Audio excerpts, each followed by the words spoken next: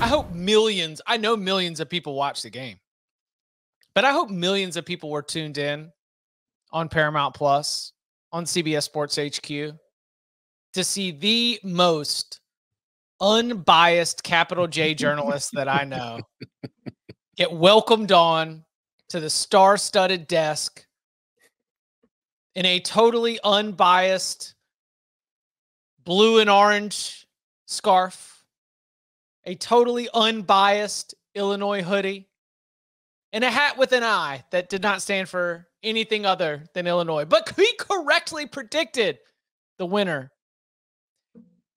Jokes aside, Tom, I think the way the game went had to feel the best because it was pretty clear. It was pretty clear Michigan didn't have it.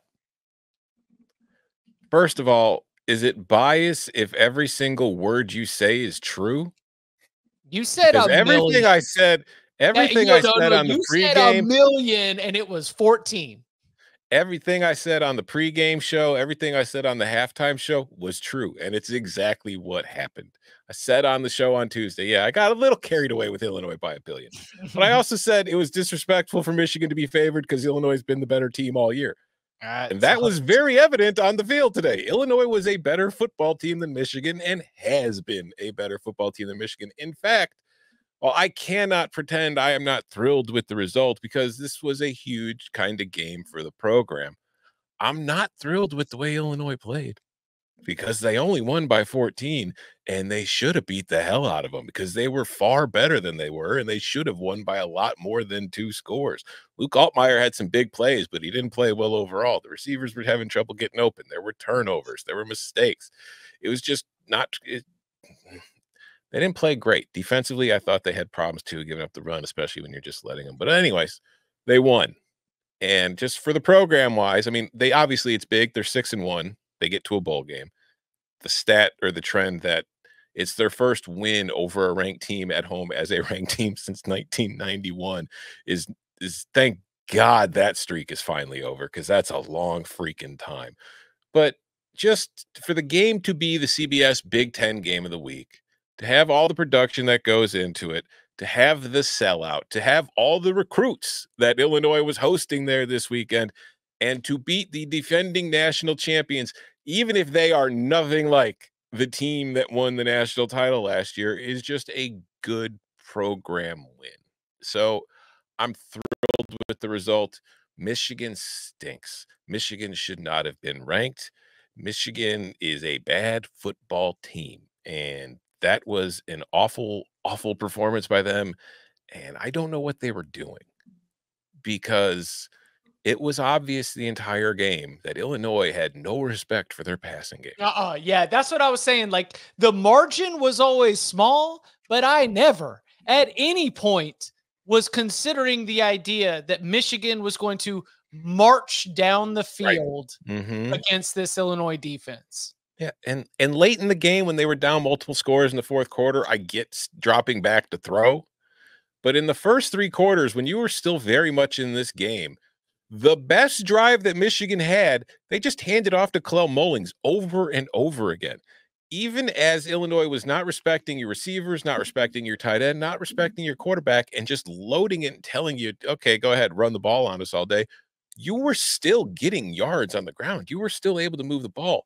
Why they kept abandoning that, you'll have to ask them because every time they did, it played right into Illinois' hands. So shout out to the Wolverines for some terrible decision making.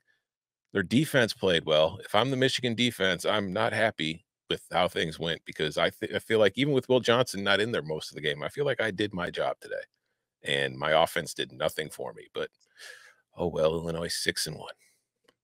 Illinois just beat Michigan going 9 of 19 for 80 yards through the air. That's crazy. Although it would have been better if Michigan's defensive backs weren't tackling the receivers repeatedly. Yeah, there was some of that. Yeah, for sure. I mean, first of all, congrats to Tom. That is fantastic. I'm like, I want to talk more about Illinois, but I also like, damn, you're right. Like Michigan just looked bad. They're getting worse. I told y'all they've got an identity crisis. They don't know who they are. They don't know what they do well. And look, it's not getting any better. Will Johnson left this game with an injury. Yeah. Mm-hmm. Uh-oh. I'm not going to allege like a total bottom falling out, but I looked ahead at the schedule. I mean, how about this? Let's do it. Is Michigan bowling? Probably. I think I'm on probably, but they need back to, into right? discussion. Yeah. I mean, they've got 4 wins. They still get to play Michigan State, although we'll get to it later, I'm sure. Michigan State looked pretty damn okay today. They have no prayer against Oregon. They likely have no prayer against Indiana. They can beat Northwestern. So it's going to come down. If they lose Michigan State next week, they're not going bowling. Yeah, I was going to say it's getting my buddy Joe Ovius always likes to say it's getting late early. It is getting late early for the Michigan Wolverines, which whoa. Wild. Yeah. I mean, Bud, you were saying you want to talk about Illinois, but you're also considering about what's ahead about Michigan. Do you have an antidote? Do you see anything that is like feasible here? Because the passing game is not just a quarterback issue. And they have started 3 different quarterbacks, and we have not had a passing game that has been respectable. The best passing plays, I don't have the box score pulled up, but it was just, Colson Loveland has an NFL body. We're going to give him the ball and hopefully he can keep a drive alive. Like that. Let's see. Here we go. Colson Loveland, 7 catches for 83 yards. He had 10 targets. Nobody else had more than 6 targets. Yeah. I mean, the receivers had 11 targets for 62 yards. That's not going to work. And one of those was like 14 yards because it was a 3rd and 13 where Illinois rushed 3. And then after 6 seconds, Samaj Morgan finally got open over the middle. And he hit him and he picked up the first down. But even then, that's the problem with these Michigan receivers. They take forever to get open because they're just not that good. And also, like, how much of that came in? I'm not going to say the fourth quarter was entirely garbage time, but like it was pretty clear based on the pace with which these teams. Yeah, I mean, like it was worse when the game was truly in balance and played in more of like a competitive game state. Yeah, I mean, Illinois in the fourth quarter was definitely just kind of playing off and letting them run clock because there were no big plays. Yeah. I do have, and we will get to tomorrow's top 25 a little bit later on in the show. I do have Illinois making a notable move up in the rankings. Top 10. Let's go. Michigan, as you might expect, falling out of the rankings. We'll get to that. Are we sure they're going to move Michigan out finally? They've been pretty damn stingy about it despite all evidence all season long. No, I'll give you a tease. My debate here was whether Vanderbilt, which struggled at the beginning with Ball State, but was the 26th team in the voting last week, showing up on more than half the ballots as high as number 17, or Colorado, which also has a 5-2 record and just went to Arizona and won.